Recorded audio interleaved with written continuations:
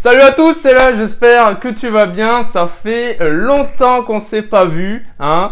Quoi, qu'est-ce qu'il y a la coiffure? Quoi, qu'est-ce qui va pas, hein?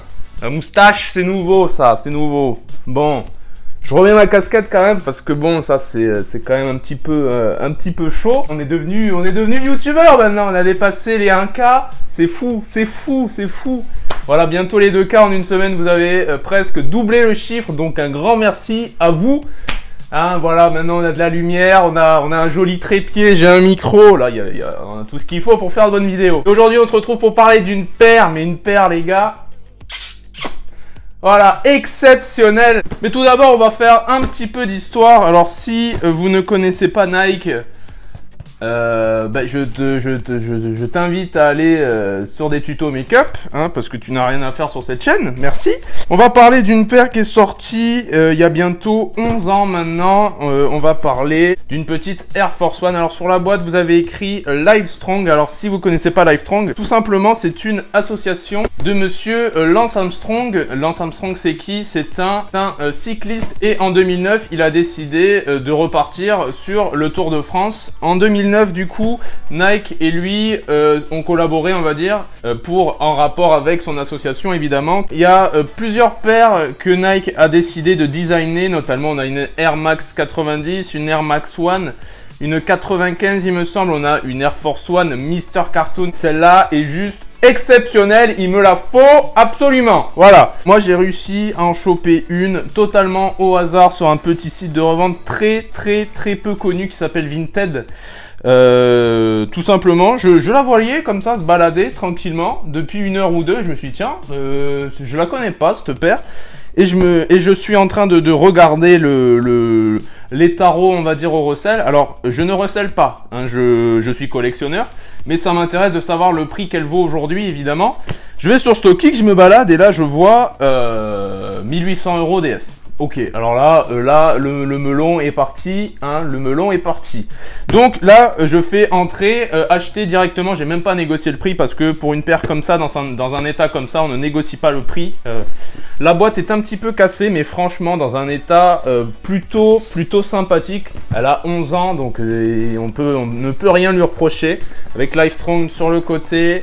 Hop, vous avez une étiquette même Livestrong, voilà, Lance Armstrong Foundation, vous l'avez même au dos. Nanana, voilà, tout simplement avec les basiques. Moi j'ai pu, en plus, ce qui est exceptionnel, c'est que j'ai pu choper ma taille. Et choper sa taille aujourd'hui sur des paires qui a plus de 10 ans, c'est très dur. Voilà, sur n'importe quel modèle qui a plus de 10 ans aujourd'hui, choper votre taille, c'est un petit peu chaud. Choper votre taille et en plus dans un bon état, c'est très compliqué. Voilà, même l'étiquette est dans un parfait état. Hop, je vous la montre juste ici. Le papier est d'origine et ça, c'est incroyable. Le papier, bon, est un petit peu froissé, mais c'est un papier d'origine. Et là, voilà la bébête. Hop, Air Force One Busy P. Ah, je vous ai pas parlé de Busy P d'ailleurs. Busy P, pour ceux qui ne savent pas, c'est un producteur DJ. Qui s'appelle Pedro Winter. Voilà, c'est le producteur et le fondateur de Headbanger Records. Si vous connaissez pas, allez checker leur Instagram, avec évidemment tous les dessins dessus, très joli. Les lacets pareil, l'intérieur pareil, vous avez écrit Livestrong sur le devant. Hop, voilà, vraiment magnifique cette petite Air Force One. Je l'ai nettoyée, donc franchement on dirait qu'elle est DS aujourd'hui. Donc vraiment trouver une paire comme ça qui a plus de 10 ans dans un état pareil, bah, c'est très compliqué. Hop, là voilà, vraiment magnifique. Vraiment avec des détails vraiment exceptionnels. Donc c'est un truc de fou quoi. Je veux dire, c'est fou de trouver ce genre de truc aujourd'hui à un prix pareil. Je vous donnerai pas le prix à laquelle j'ai pu la choper parce que c'est vraiment très insolent pour le coup. Vu à combien elle cote aujourd'hui, c'est très insolent le prix auquel je l'ai acheté. Donc je vous le dirai pas pour éviter qu'il y ait certains rageux.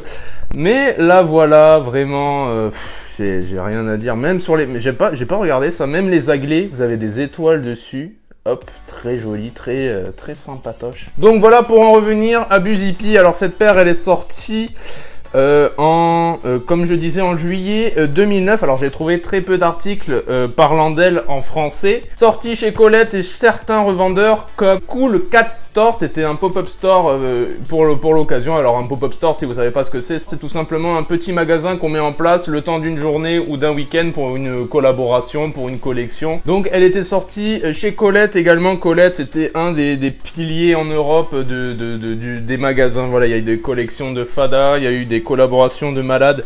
Il y a d'ailleurs une très peu de temps avant sa sortie, une Air Force One Buzzy P exclue Colette, exclue mondiale chez Colette, qui aujourd'hui cote vraiment, c'est plus une cote le truc, même à vélo t'arriverais pas à la faire hein, mais voilà.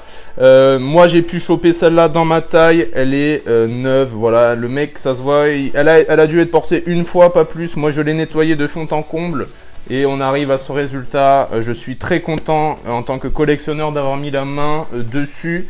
Donc voilà, c'était tout pour cette vidéo. Je te rappelle évidemment mon Instagram qui est Luz14. Vous êtes de plus en plus chaque jour à vous abonner. Ça me fait super plaisir. Tu peux t'abonner évidemment à ma chaîne YouTube si ça te dit. Aujourd'hui, c'était une petite review très sympathique sur une paire qui aujourd'hui est le Graal de ma collection. La Air Force One Buzzy P. C'était pas un Graal, franchement, c'était un Graal inattendu. Donc c'était tout pour cette vidéo, j'espère que ça vous aura plu. Des reviews vont arriver cette semaine, les gars. J'espère évidemment que ça vous plaira sur quelques pépites que j'ai reçues, notamment